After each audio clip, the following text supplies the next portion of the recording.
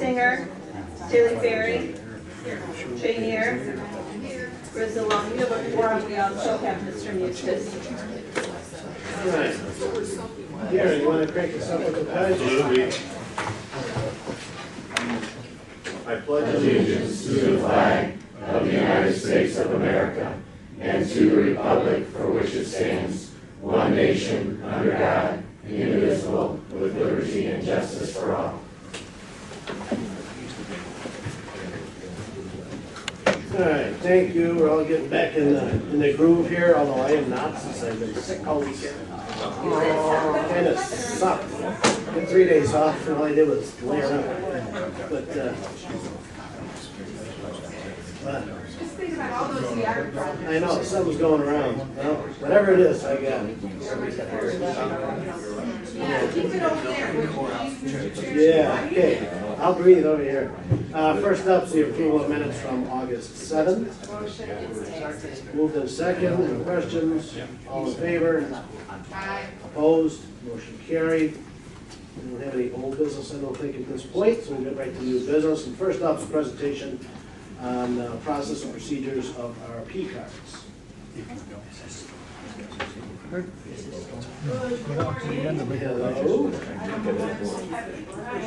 I have 15 copies. Yes.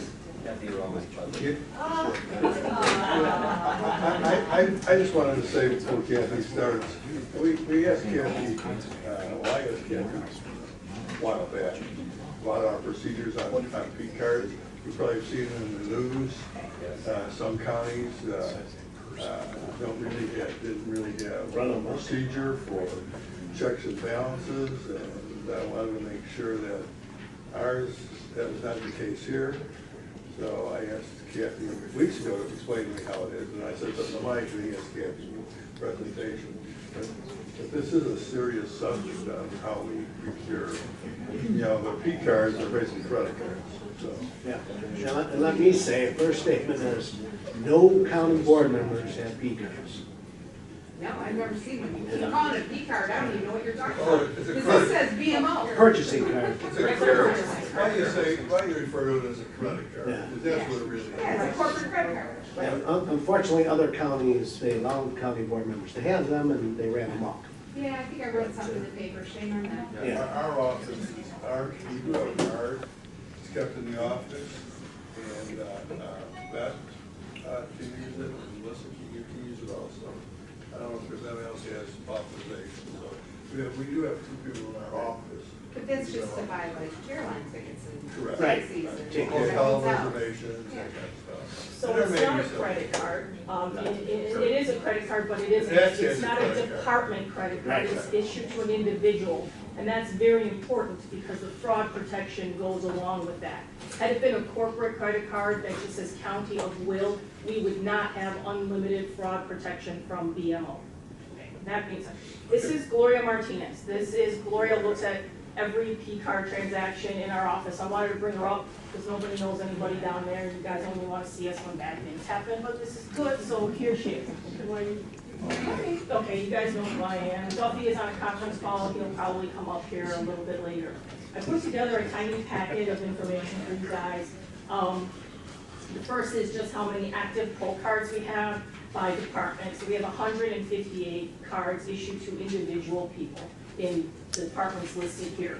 The second piece of information is how many transactions each department has year-to-date through 8/31, really 8/30, I think I ran this through, and the dollar amount of those transactions. And the dollar amount is an amount that we receive kind of like an incentive from at the end of the year. If we spend more than, I want to say it's 7 million, we get a certain amount of basis points back. Last year it was $100,000, which I think is super awesome. The first one we got was $27,000, so from 27 to 100, I think that's pretty darn good. So the first question on the first page is, can you tell us the departments that have double-digit cards, why they would have that many? And we have 11 for 911, 16 in the health department, 14 in the highway. 911 has a card for basically every one of their employees. They can use it for any kind of purchases as opposed to going through the purchase order or direct payment process. the amount of cards doesn't alarm me really. What is alarming to me is if they do or do not follow the county procedures, and obviously they do or they wouldn't have a credit card. So it's based on what the department head requests for his or her department, and I look at all those requests, and assuming they're not a problem, lawyer, a problem department, then they're issued a card. So I'm in no way insinuating we don't have a problem, but I am curious because I understand with the county board office what they would use that card for. I understand with the executive's office, I understand. Now, out of the $7.5 million that was put on those procurement cards, or credit cards, whatever you want to call it, over $4 million of it came from the 911 department. Yes. I'm just curious, What do they buy? They're not buying, it's the phone bills, the monthly phone bills, all the 911 lines, they charge all those AT&T bills directly to the Pro card. Okay, well, that explains it. That's why they're so, and also when they buy like their Motorola contract, Right. sometimes when they have the contract, they put it on the Pro card just so that we can kick up that spend to get more, the points in essence to get more money back. Do you think that's really the best way of accounting? I understand that you can track it, it's on the BMO card, but is that really, do you think the best way to procure the telephone, pay the telephone lines? I mean, typically you write a check, you send it in. To me, it doesn't really make a 6 of one, difference, half it's of still, the other. yeah, exactly. It still gets coded to the same code, it still gets flagged as a, like, obviously we know it's a fixed asset, so it still gets flagged. So, to me, really, the only difference is the method of payment. Are you writing a check, are you doing an ACH, or are you putting it on the card? And the chance of loss or risk or anybody examining my own telephone bill on there, I mean. I guess you can, they normally don't, because Gloria looks at all those numbers, but yeah, I mean, I suppose you can, but that's not happening, because it's the same phone bills, the same 911 lines, the same lines over and over again. And you still have the same audit check whether they're doing. It doesn't fee card or matter, they're doing yeah, the same check. I actually, the third page gives you a process of beginning, the first moment to the very end, and it talks about audit, I'm sorry. Before we get there, can I ask you a question? I actually, prior to that, I was under the sheriff. But I guess what I really want to know is this, Nick, is procedures that are within, and I suppose I could ask the sheriff's office the same thing, but I'll ask you first. What is the procedure internally of issuing? Let me clarify one thing. It's not the LCC, which is the dispatch which is under us. The ETSB, Emergency Telephone System Board, which is the 911 board that I'm a representative, Suzanne Hart's a representative, that's the board that's got the credit card. Okay. So that's separate, but Yes. what's been said is true. They're charging some of the phones and some other things, but that is, we have a new executive director there, Anthony Marzano, who's replaced a longtime director, Steve Figbet. And Anthony in our board has been reviewing all the policies and procedures, so some of that may change. And I know the issue sometimes has been in Pro cards is it's quicker, supposedly more cost effective than cutting checks, but we ask some of those same questions like, it's not like these are unexpected expenses. You knew you were going to buy this a piece of equipment or pay these bills, so getting checks or ACH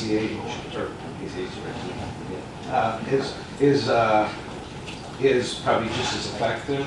I mean, the benefit is we get money back from this, but they have a problem with accounting for all that with our current finance system, and hopefully with the new system and just some other procedures, because when you have that many people with credit cards, it's like having everybody have a checkbook.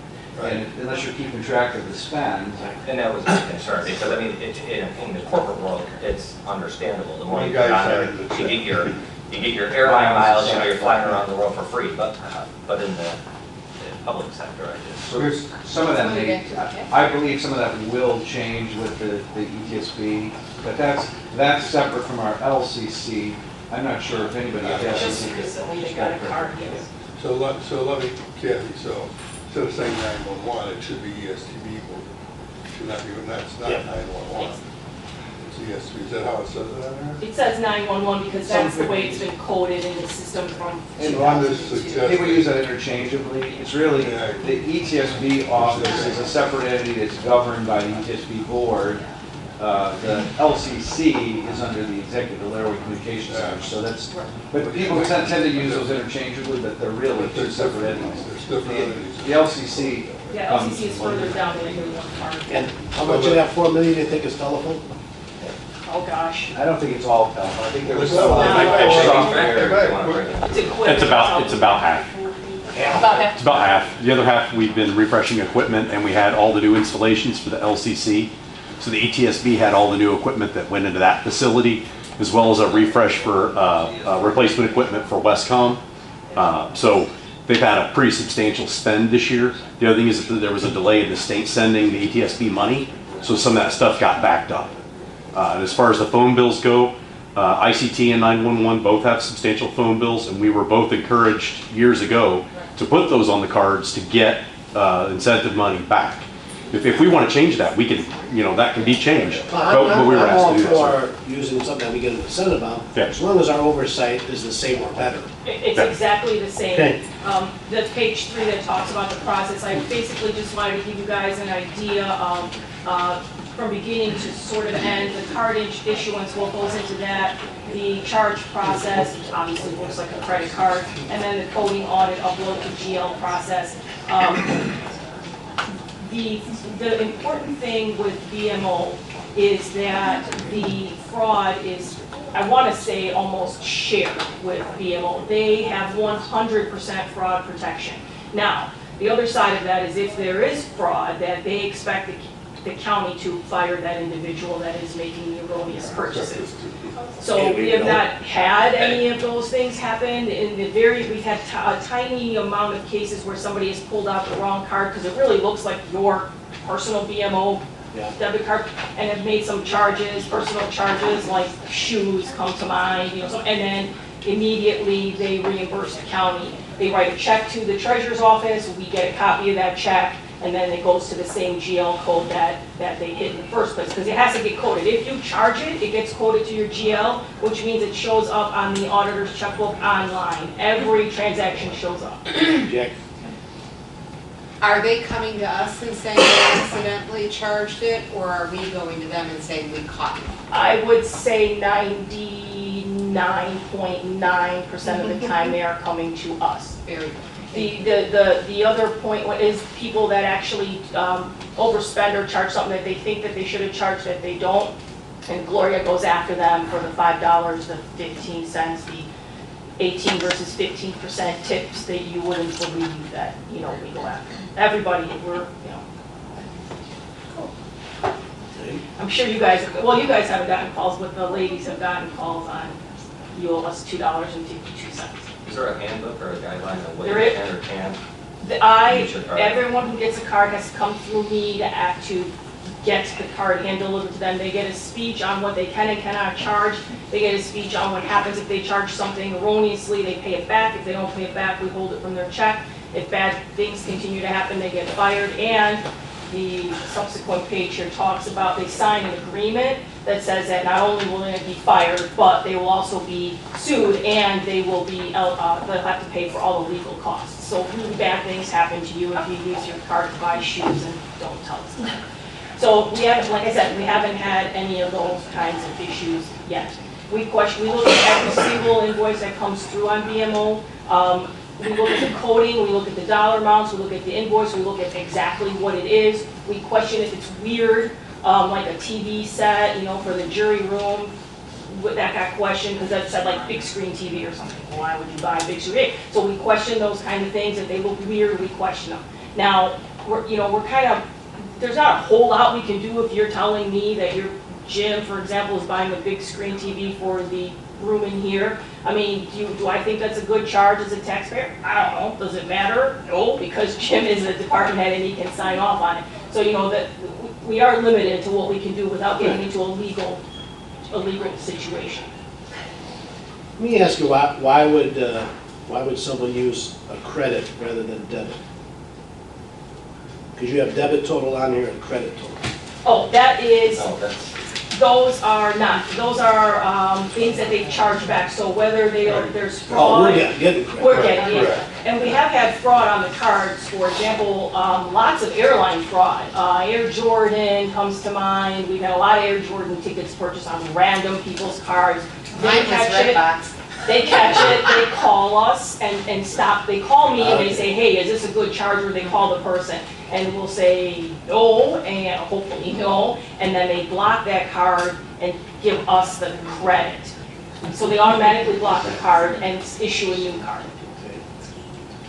And that is why it has to be made in a person's name also, because then they can, actually it's for tracking, they're covering themselves too, because if I am charging your Jordan tickets and I'm saying they're not and it turns out that I am, you have to fire me or else you will have to pay them back.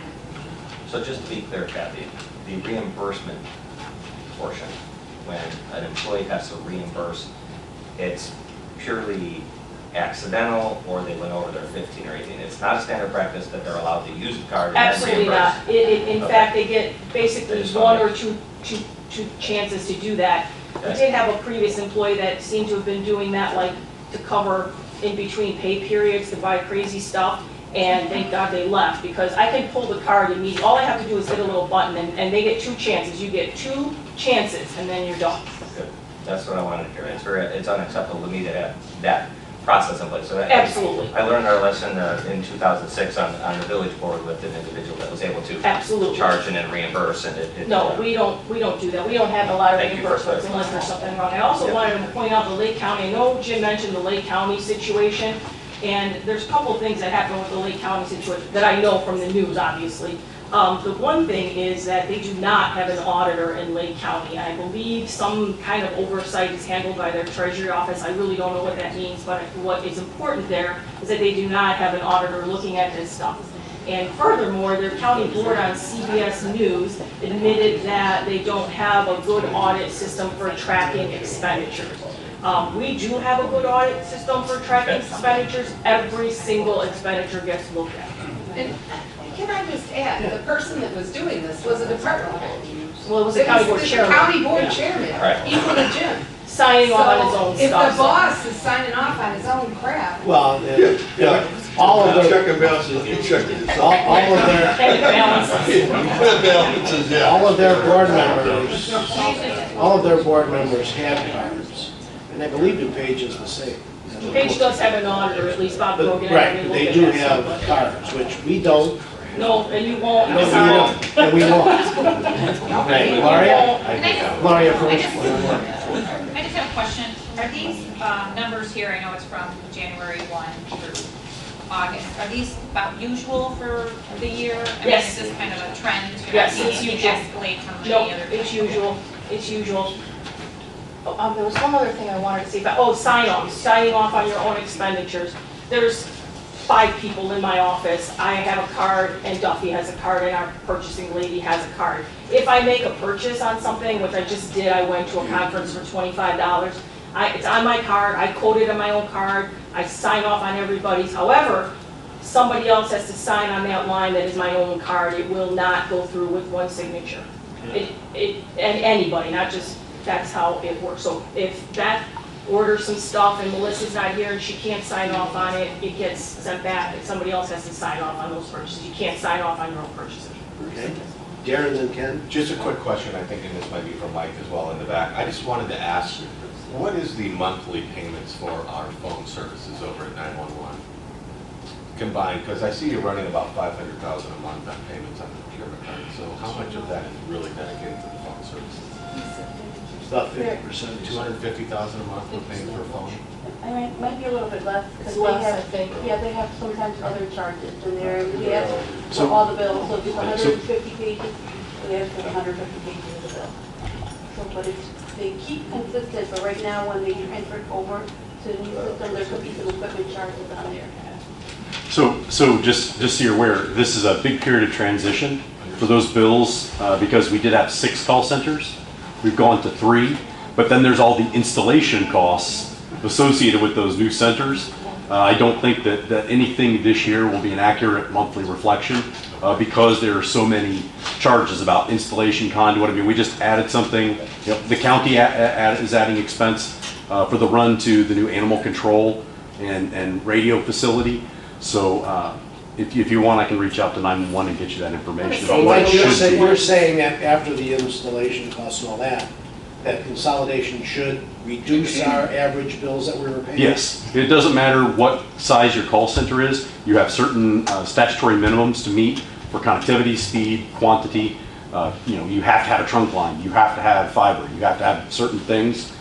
So those costs should come down. Consolidation should save money. Absolutely.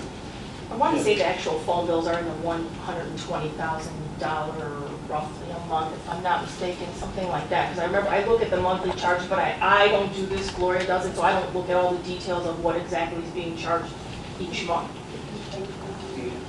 Yeah. And then the remainder of the county runs about 45 a month. Yeah. Ken, next. I just have a question regarding the discipline that may be imposed on new use card enrolled density.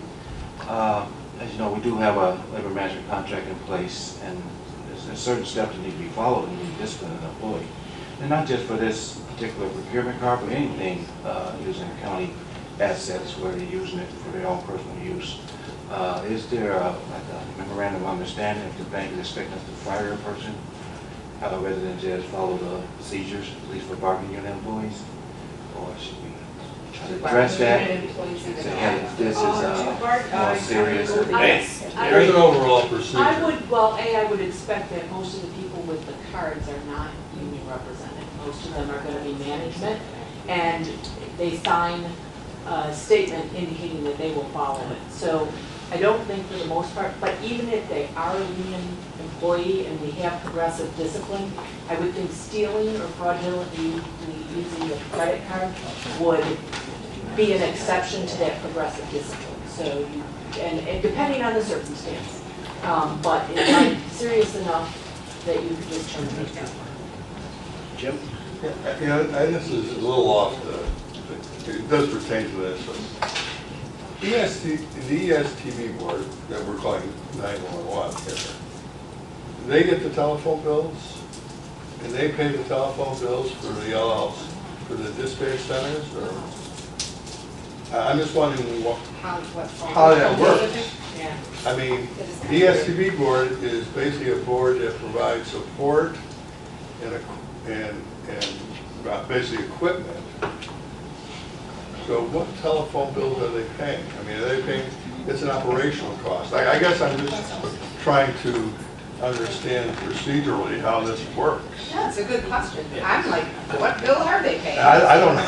They can't make that many calls. That board doesn't have that many hours in the day.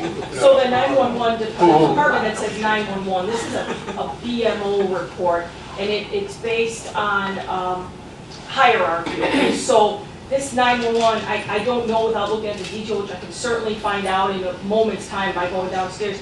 The 911 department can actually code their codes to other people's departments with their sign off, of course. So they could be, and I don't know this, be coding stuff to the LCC code for their thing, and it's falling under 911 because of this hierarchy. This is, because these reports got pulled off of BMO. I can check that.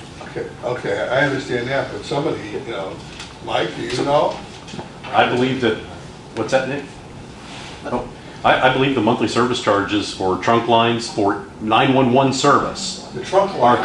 covered by the ETSB. Right. Those have monthly fees. That's in So the- their internal admin cost, the cost for a call center to call us, their administrative phone lines are theirs, but the actual 911 service itself is permitted under the ETS Act. So they would pay for all the lines. The lines. They pay for the 911 line calls. charge. Yep, and our call, the call volume doesn't change based on the number of call centers you have. But the number of trunk lines and the number of support lines you need do change. And the amount of support cost with the technology declines with consolidation substantially. But the ETSB picks up those costs. Okay. Yep. Basically, because their trunk lines connect to. Correct. That's correct. Those trunk lines go to regional call centers, which connect to us based on geography that we provide through addressing with them. So all those calls for many of our addresses are paid for by the ETSB. So let me ask another question. Well, actually, it's good to know. I like to know where the money's going. I wasn't aware of that. So now that we have a centralized or a consolidated dispatch center, do their trunk lines change? Is there less trunk lines Yes. going in now? So that should go down probably substantially. It will go down. I don't know if it will go down by 50% because we still have the same call volume. So when you took the 4 call centers, when you took Lincoln Way, Eastcom, Laraway, and Romeoville, and you combine those into one, you still have a minimum amount per unit. But I'm not so sure that changes the trunk, the line itself that much, but we'll you know, We're gonna find out. We'll find out. But here again, I guess that's, you know, one more benefit of consolidation, right? Big question. Yeah. Just as a suggestion. You can see that far? If you, Yeah. Oh, I just can't see detail. I can see you all out there. You know, I can only see Grant on the camera out there. like our new executive director, to bring him in sometime and just give an overview. Yeah, that'd be good. Board, because there are a lot of moving Especially parts. these numbers. And with this budget stuff, if you're interested, I mean, he's very good, and we're very pleased that we got him. And there are, like I said, a lot of review of the policies and procedures, things that need to be done maybe better, so. Kathy, let me ask one more thing. So when you charge a credit card for businesses, with businesses for services or products, many times they charge you a fee. Is there any way for you to see that? There is, it would be coded separately. You mean charging they take on the 1% and they charge you a portion of that? We don't. My company charges 3%. We for discourage credit card people purchases. from paying that fee. Either we won't use the Pro Card, and then we'll just go through a purchase order. Because the Pro Card really does benefit the merchant. They get their money in 48 Right. hours. If you don't want it in 48 hours, guess what? But You there's a get way it for you to whatever. see it.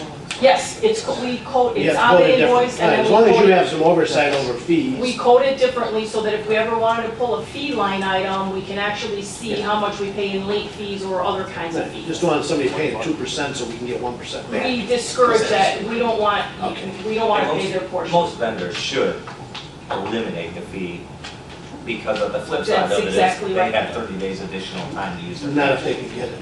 We have tried for years to get the sheriff's, the ADF food, but they give them a better rate by purchase order, which is so strange when they just wait later for their money. I remember in the past we talked about that, 'cause that's some big money added to the card, but they were not giving them the discount way back when. Can't speak for the sheriff's office now. They weren't giving them that procurement discount, so we weren't using the Pro Card for that, which is, we're not gonna pay a fee to make them get their money in 48 hours. That's just not how the county should be working. I just want to point out, the last couple of pages in here are the agreement and a corporate procurement card overview and a little memo. And like I said, everybody has to come through me. They get a spiel on what they can and cannot do and the bad things that'll happen to them. And then we, haven't seen any problems so far, so hopefully this will not be the beginning of any of them. Jim? Okay, so it's nice to know you're watching. Thank you. Now I have one other question. It's like, we set these policies, which is, it's a policy of what, the auditor's office? Or is it a county policy? And the reason I'm asking is that, when there's change in the auditor's office, elected officials, things change, and that we would have a county policy that automatically kind of kicks in, and where the auditor is directed to have to do this policy. I'm looking at you a little bit, Mary. The auditor's office is not a constitutional office. I don't want to say that they don't have internal control. We don't go down there and mess with them, and nobody should. But we should be able to set certain policies that the auditor's office will follow. I guess that's a question. Yeah, I would think it would be similar to your travel policy, which everyone, now, I will say, everyone adopts it because more of the IRS regulations than the county. But, I would think that you could deny the use of the BMO card to anyone who didn't agree to certain policies. And we need to have them. This is, So here again, I don't think there's ever been a county policy established. not to my knowledge. So, So- Mary, would you help us with that? We should probably set one. But if we could hold a Go on policy. Yeah, the you could use auditor's it. office with us. Is that actually passed by county board? I think is what he's asking. You, I don't. 2002, who remembers 2002? Can't get reads. Oh, Jim does. Jim remembers every. I don't recall. The agreement did go through county board in 02. I remember the It did. agreement going Yeah. through, but there's an auditing procedure here that I don't think we would have gotten into that detail, outside of saying, you know, you were responsible for internal auditing it or something. If not, we need to bring it. What I'm saying, I'm specifically talking about the auditing or the oversight procedures. We can look at it, yeah, we'll pull it, yeah. And I mean, this corporate procurement card agreement that we had, that I mean, We would have done that, you know, Yes. well, I always want to make sure that it's, that we have oversight procedures in place that that everyone has to follow. You know, that the auditor always has a person auditing the P cards. Always. So that type of policy. And then, you know, I just want to tighten it up if we can. I think we should tighten it up as much as we can, right? Okay. Okay? Thanks a lot, thanks for doing the job you're it's the doing. most time I've had in the 23 years I've been here. Awesome. And, You were on the hot seat, girl. Great. Thank you. Kathy, Thank you, our auditor is here. I apologize for taking this much time of your meeting. You can bring something back next month. You know, if I can just interject with something, I know you guys, the biggest problem we're having in procurement car auditing is funny, but it's the tip 18 versus 15%. I know. Our policy, the GAC policy that we follow says 15%, our previous policy is 15. Gloria is getting into mini arguments with people almost on a weekly basis over the very minimal 3%. Let me ask, Mary, do we just need to make an adjustment to the travel policy? Now, the travel policy is pretty much adopted by everyone then? It is adopted by everyone, or else they'd have to write their own, and I don't think anyone I wants was to. kind of- Typically haven't had a raise in like 30 years, so to me, 20% is not out of line. Well, I think that 18 is probably what restaurants charge if they add it. Yeah, Unless you're in a bigger party, yeah. Yeah, they add 18. So what do we do with this? We have to amend the policy. So you just have a one-page amendment, Mary? Because I've seen the other counties, I've been reading all the other county policies. I know this came back, I said, oh, let me deal with this later, but we can do it this month. Put it on the executive committee next week, or even this week, we have time, right? No, for next week, and then we'll just bring it forward. All right, thanks again, it's good to know we're doing what we should be doing. It's good to confirm it. Thanks, Kat. I just got back from Princeton. Go next day. Good for you. Come look at that picture. Right? All right, next discussion of applications of HB 4594, Julie. I see somebody from the clerk's office here. Come on.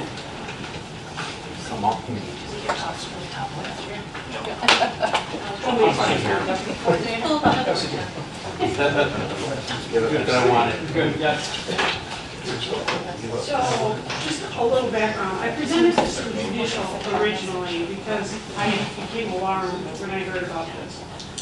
In March of 2007, the county began collecting money. They passed a resolution so the drug court would begin to get $10 and then $5, of which the clerk gets 25 cents and we get 45 cents, or $4.75. And this has been in QuickBooks, right? I'm sorry. Turn it around. Am I on this? You're on. I'm on now. I apologize. As though you guys can't hear me. On the back, we cannot. Oh, okay. I had the clerk's office put something together for me for the total amount of money that we've collected from those two fees. And we began in 2007. I just gave you the amounts from 2014 through present. So, actually, I didn't give them to you at all. But if you No, I like was gonna them, say, I don't have anything. but if you want. So before the adjudication courts started throughout the municipalities, we brought in far more money. In 2014, we brought in $479,000. 2015 was $484,000, and then it began to decline. So it was 440,000, 418,000. Looking at the first 7 months of this year, it looks like we might only bring in 401,000. House Bill 4594 changes all of that. So instead of drug court and a number of other places that Chuck can speak to, instead of drug court getting that $10 and that $475, that money, if anybody wants to read House Bill 4594, it's No, right here. just give me the I didn't Cliff make Notes. copies. Cliff Notes, please. So instead, that money now goes into the county general fund as a lump sum for the county then to distribute out. So, for instance, on a felony offense, $255 goes into the county general fund. You'll see that some things remain. The court automation, the state's attorney's automation, the child aid center, public defender's automation, the county jail fund. They did keep the county's, the money for the courthouse actually remained intact for Will County. And it's different for each offense. Felony DUIs, 300 goes in. Felony sex, 255. I don't know why misdemeanor snowmobiles get 255 and regular misdemeanors get 185. I have no idea how they designed what amount goes into the general fund. But what happens is, drug court historically has never gotten money from the county. Since its inception, I think when I started in '04, we had maybe 40 people in drug court, and we got the JAG money, actually is what supported us, and our salaries were covered through the state's attorney's office. As we began to get these funds, our salaries, and then a large number of grant dollars supported the increases in what drug court does. So now there is a drug court, a mental health court, a veterans court, an adult redeploy. We have 245 people across those 4 courts. We'll begin the 3rd year of a $100,000 federal drug court grant, which funds one of my employees in some of those, some of the treatment dollars. I did receive the ARI grant for next year, and it is $450,944. So I got a huge ARI grant, which covers 4 of my staff. So the problem is, when we get to July 1 of next year, when House Bill 4594 takes effect, that money that we've gotten on a monthly basis goes away. So drug court would then have to look to the county board to take out of this new money that the county board gets the money that we used to get. The clerk's office has been looking at it more globally, and he just needs Yeah. I don't think we're ready right now. This just recently got signed by the governor, but we are looking at it. We plan on coming back and letting the board know, just in general, what we think the effect it'll have. We are talking with some of the other northeastern counties. I think like a lot of things what the state does was they, I think it's going to actually impact the county negatively, but I don't want to say that definitely, but that's my general belief from looking at it. They took away a lot of funding sources for various things, and Roger's familiar with this, and they dumped it into the general fund. That doesn't mean that expense doesn't still exist there. One thing that was good that I think they did, they have more money going to the municipalities and the sheriff's office for issuing tickets, because they'd be issuing these tickets and they're getting a fairly small portion back. It doesn't always cover all of their costs for the officers' time going there and everything else. So I'm hoping that'll ultimately increase the issuance of citations, because we've seen a decline over the years compared to where we were. Every year we're going down somewhat in citations. So maybe if the municipalities see more money, we'll get more of those issued, and that will result in some more revenue. But everything's a projection. So, yeah, I just hear again, I just need to maybe departmentalize here a little bit. So, your grants truly are your grants. I mean, those go directly to your programs. Correct. Correct. So what we're talking about is the money that is part of the fine money that go through the courts. Correct, that money. That used to go directly to your program. Correct. And now it's gonna come in a lump sum to the general fund. Right. As all the other fines, like this, that's gonna be all mixed together. So it'll be up to the county, or the county executive's office, through the budgeting process to try to determine portion, what goes where, right? And of course, if if we don't collect it, I don't see why we would collect anything less. If the fines, it's always going to be by volume of cases, but and how judges, whether they put the fine as part of their fine, whether they applies it or not, right? But the fees are less, Jim, right? The fees are less that they're proposing. Well, that's what I'm trying to. The apportionment change, the apportionment of how the money is divvied up has changed, and we plan on coming back. Well, that's what I'm trying to understand, Chuck. I mean, how is that different? Roger, the only thing I was going to mention is this bill also allows defendants to request fee waivers and fine waivers for the first time. So that may have a dramatic effect on the amount of revenue. So if they cannot afford to pay the fines and fees associated with their criminal cases, they can request a fee waiver, and if they're granted, they would not have to pay them. Which I think is appropriate, by the way, because a lot of times you get people that wind up in the bigger trouble because they can't pay the fines. Here again, it's the poor tax on folks. They wind up getting in more difficulties because they can't pay the total fine than what they're originally charged with. I mean, sure. So I understand that. the judges should have that flexibility. My concern was, I thought part of this bill said, in the past, you could charge up to a certain amount for a specific thing, right?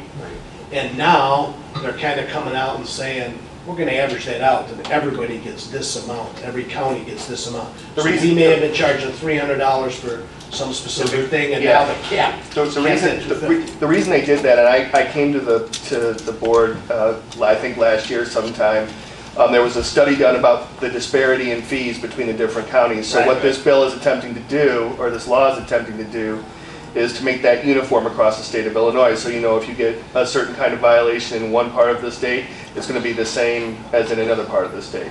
So I think that was the overall, or one of the overall purposes. That's a negative to us because the fees are generally down from what we may have charged. Are you assuming that or no?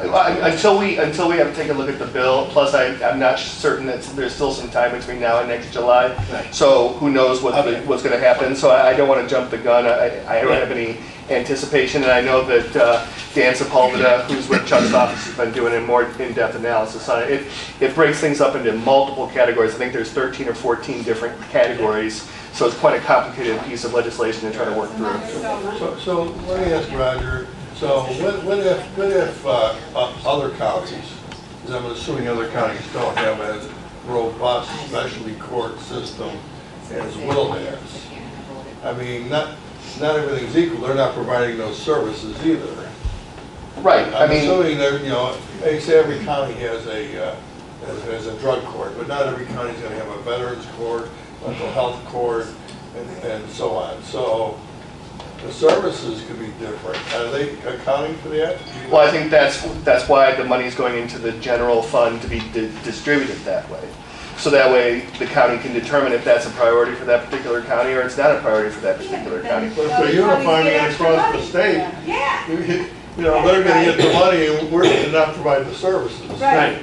Yeah, that's not right. Or they can prioritize it on something else. Yeah, I'm not speaking to the positive parts of the law. We're not an expert on the legislation, we understand. Yeah, I just that was an important thing I thought was that when you're and I'm not talking about a policy issue, but just as far as the strict revenue is concerned, waivers could have an impact on the amount of revenue coming in. Yeah. That's all. I'm just going to mention one other thing is make sure that I know legislators are not meeting this month, but this is something I think I want to hit hard. Hit hard, and I want our already on the agenda. Well, I know, but when we talk to our consultants, our lobbyists. We started talking to them last year when I noticed. We need to hit this harder, I think so. So I think what we could say to you, Julie, is, are You could get money, yes, and you can get what you ask for, who knows? Because if the overall number is down, then everybody's overall number is down. Just because you need 169,000, if all of a sudden we get 50% of what we get, then you probably get 80,000. So it's just gonna come down to how the numbers play out until we see that. There's no way to determine it, but we certainly aren't gonna exclude you from getting money. It's just because it's not written in there that we get a percent. No, portion, that's what I'm saying, the portion. If the Overall pie gets pot smaller, gets then the smaller. slice gets smaller, right? I just wanted to make sure that you guys were even aware that this was going to have such a huge impact on the county. You know, Jim, that statement is true for all departments. Yeah. If it's smaller, if pot's smaller, the slice gets smaller. The portion is. Just to let you know, CASA's in the exact same boat. For example, there are other departments and entities that'll have the same kind of issues that Julie's talking about. Like you said, when I think in the state, I've heard, they're going to cut, especially in the judicial area. When I hear, they're going to cut 20%, 30%, 40%. There's no way the county can make up the money.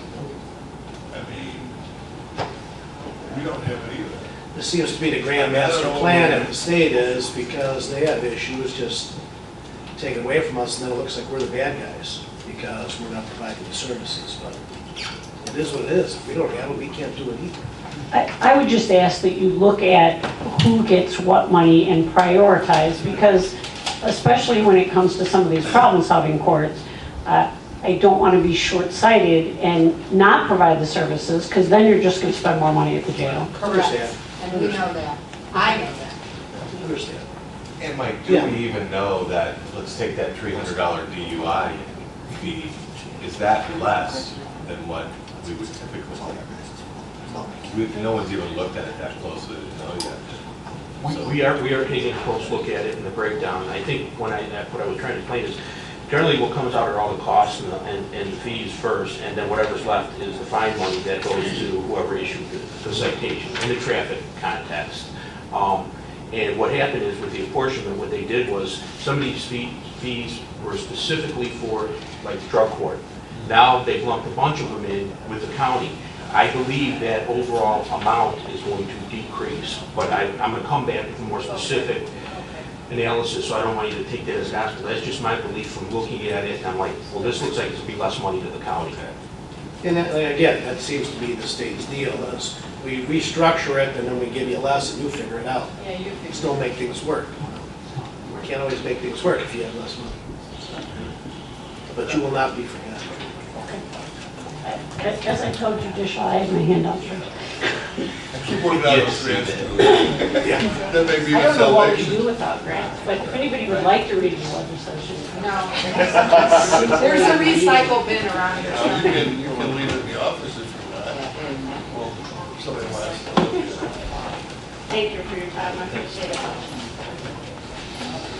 All right, since we're taking a lot of time up, we'll go pretty quick on this. The next several items will be abating the taxes, so here we go. First up, yeah.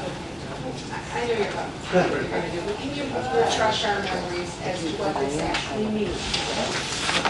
I defer to Melissa. She's deaf. And Karen is. The next 5 resolutions are setting aside the cash needed to pay next year's debt service, so 2019. We do it at this time of year so it does not get added to the levy, because we'll be setting the levy in October, November. So, we budgeted for this, so in the 18 budget when it was developed, we knew we were going to have to set aside, so it's a process we go through every year. And if we don't, it gets added on to automatically. Right? Let me, to maybe explain it is that our bonds, when we issue them, are not really, we use other revenue sources besides real estate tax revenue to pay for them. But when you issue them, you have to back them with real estate taxes. Right, they're guaranteed. It's guaranteed, guaranteed. But since we don't use real estate taxes to pay for the bonds, it has to be abated or automatically gets put to the levy. In that guarantee. Does that make sense? Yeah? Yeah. Yeah, and that guarantee is what makes our bonds attractive. Correct. Okay. That's why we get bonus money, we get low rates. Yes. Yes, exactly. All right, so we're around for Did the everybody read the last Moody's on Will County? I did. Get it? It just came out. Just came out, very good. Still Did good. you get it? Did you send it to everyone? No, could you please? Yeah, send it out. It's really good.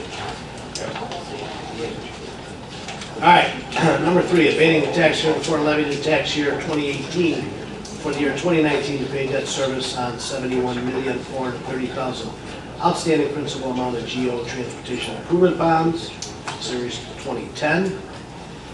Motion. Moved in second, all in favor? Aye. Opposed, motion carried. Abating the tax year before levied in tax levy year 2018 through 2019 to pay debt service on $13,930,000 outstanding principal amount GO refunding bonds, series 2012. Second. Moved in second, all in favor? Aye. Opposed, motion carried. Abating the tax year before levied in tax levy year 2018 through 2019 to pay debt service on $5,480,000 outstanding principal amount of GO refunding bonds, 2014 series. Motion. Second. Moved in second. All in favor? Aye. Number I got them all, right?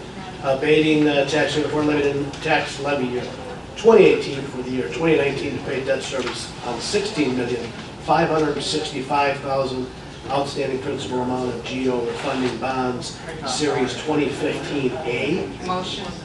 Moved in second, all in favor? Aye. Opposed? Motion carried. And abating the taxes for levied in tax levy year 2018 through 2019 to pay debt service on $173,975,000 outstanding principal amount of general obligation refunding bonds, series 2016. Moved in second, all in favor? Aye. Question.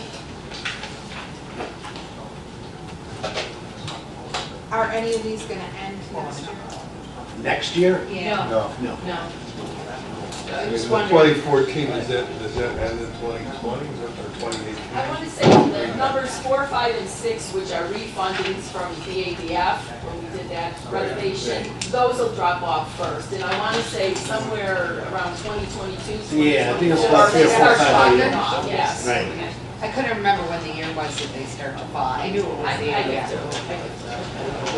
When we did our last bond structuring, we counted.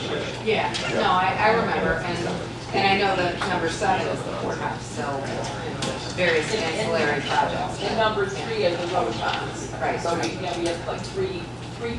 Oh, 3 was the road. Okay, so 4, 5, and 6 are, okay. ADF and then 7. Gotcha. So we have motion and a second, all in favor? Aye. Opposed? Motion carried. Next, we have transferring of various account budgets to fund mid-year shortfalls. Move. Moved in second, any questions? Hello. Hi. So what you have before you, normally I bring this at year end, so doing it a little bit earlier to move monies around within the various accounts. Some of these are capital asset projects that we're moving within the fund. So to kind of lighten the load on the year-end process, and you'll continue to see this around September to do a mid-year cleanup and then a year-end. Sounds good. Any questions? We have a motion and a second. Yeah, Jim? No, well, I do have a question, and that's how everyone, do we know where all the shortfalls are, including the judicial branch? I'm basically talking about what comes under the chief judge. Have they talked about any shortfalls? They have not, They have not. at this time, no. You know, Roger, you still out there? I'm still here. Okay, well, you talked to me about shortfalls. I did. You need to talk to the budget people. We will. The shortfalls. Yeah. And if But any, I want to say, for anybody who gave out raises, and this includes the judicial branch, if you gave out raises that were not in the parameters or weren't funded, that's self-imposed shortfalls. Just pointing out that, you know, just because you spend money doesn't mean you automatically get the shortfall taken care of. Because that's the problem we had, people overspending their budgets and then saying, well, now you have to pay. You know, those days we're trying to end. Not that, and I'm not talking about Russia, I'm not talking about but I'm just saying that in general, when you look at those shortfalls, you know, was it really because we did not, maybe we missed the appropriation, or is it because they just ignored the budget and overspent? I mean, I think that we have to make some distinctions here, and we can't keep tolerating people just overspending and then saying, here it is. I mean, I know this, executive branch stays within their budget, the county board stays in their budget. But we're not getting pay raises, and does this include the union contract that we approved? Well, let me say and gave raises for, and we didn't fund? We didn't, you're exactly right. You know, just because you give just because we've settled a contract, we've made it clear, doesn't mean you're going to get additional appropriations. You know, the elected officials are still going to have to figure out how they're going to do that. Now, I realize that at some point, probably, there may be some need, but we've made it clear. You're going to have to, you know, whether, and we've made it clear to the unions that what this is going to do is, the result's going to be a reduction in workforce. And they've said, okay. I mean, so it's not like it's something that's a surprise. You know, we've let them know that the only way we can fund these is by reducing the workforce. So. Yeah. Well, that's not the only way, that's just the way we prefer it. It's, you know what, Jackie? I would tell you that our revenue streams just are growing rapidly. That's the combination. No matter how hard we try. I would have a shot reading that presentation. Maybe at the full county board, and you'll see that if, you know, spending continues on the same trend and revenue continues on the same trend, we go in the red in 3 years. But we're in control to some degree on the revenue. Well, no, not really. We're under attack. We can choose whether or not to take new property. We can choose whether. That's you know, this is, and when I had to do the, and when I asked to do the presentation, I said, take the maximum amount of levy. So we couldn't say, well, you can do it. So when she did that presentation for some members of the county board. I couldn't stay here for the whole thing. I only saw it was on the, you know, the parameters were that we would take the full amount allowed under the tax cap. But there were several years where we took nothing. No CPI, no new property, you know, no increase. And what, wouldn't you think that what we did in the past has set us up for failure? No, I think we have. You're saying we're going to fail. One of the biggest crises that I've in this county is the fact that people are getting to the point they can't pay their real estate tax bills. We put almost every senior in peril. They've had to leave their homes, or they don't have, they can't. And it's all because of the tax structure, or the amount of real estate tax that they pay. So if you're saying, asking me, you know, am I concerned about the taxpayer, or am I concerned about a bureaucracy that's probably overbloated, overspends? You know, I'm not here to represent. I've said this before. I am not here to represent bureaucracy. I'm not here to make sure that everybody here is paid the maximum amount of money. I'm here to represent the people. I hope you are too. I am too, and Jim, and not just the people that work here. Look, there is not. I would almost venture to say, I'm going to go back to the old days. But Jim, people when Chuck Adelman became a county executive, this county was in financial crisis. You know the first thing he did? He says everything gets cut 10%. Across the board, everybody's budget, everything, every line item was cut by 10%. No matter where it was, big, small, 10%. And all I heard is, oh, from the bureaucracy, we'll never be able to do this. The government, Will County is going to collapse. It didn't. it was made stronger, and we started to get on more financial, stable financial setting, and, you know, we were also doing tax anticipation warrants. It took us about 12, 14 years to get out of that cycle. You know, we cannot go back there. Jim, and I agree with you, and I don't discount anything you've just said, and I'm not saying that departments can't tighten their belts, but people make choices too. They make a choice to buy a home that has $16,000 worth of property tax versus a home that has $4,000. That's not true, because I'll tell you what, you know, my taxes in the house I live in currently, nothing's changed. My whole house is outdated because it's whatever the house was built in 1995 or 6. You know, I haven't changed anything in the house. My tax bill is doubled, as yours has. And you haven't, you know, I didn't buy. You know, people when they, especially this applies to seniors. You know, when they're in that house for 35, 40 years, when they go out at $40,000 house, not a $400,000 house. I get it, and I don't disagree with you, but again, there's always choices, and it's on both sides. Well, I'm just telling you that most of And I'm not here to represent the bureaucracy either. Okay, I just want to good. I'm glad to hear that. No, I am, but I do understand there are choices. If you have 6 kids and you buy a 4 or 5 bedroom house, and now your kids are all gone and you're a senior and you're living there alone, and over the last 40 years your property taxes have gone up, the value of your home has gone up as well. And now your home is paid. But that wasn't their So choice. people make choices.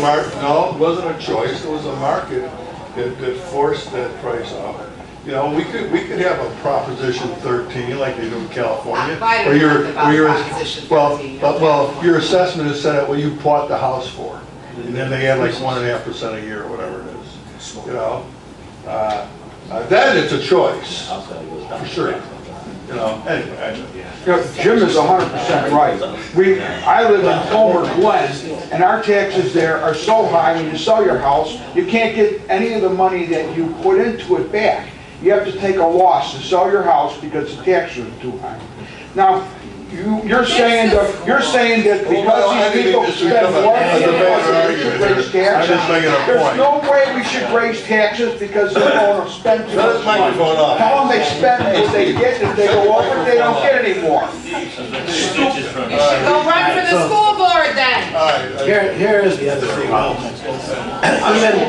Even beside all of that, the state is taking more and more money away from us. We can't make that up.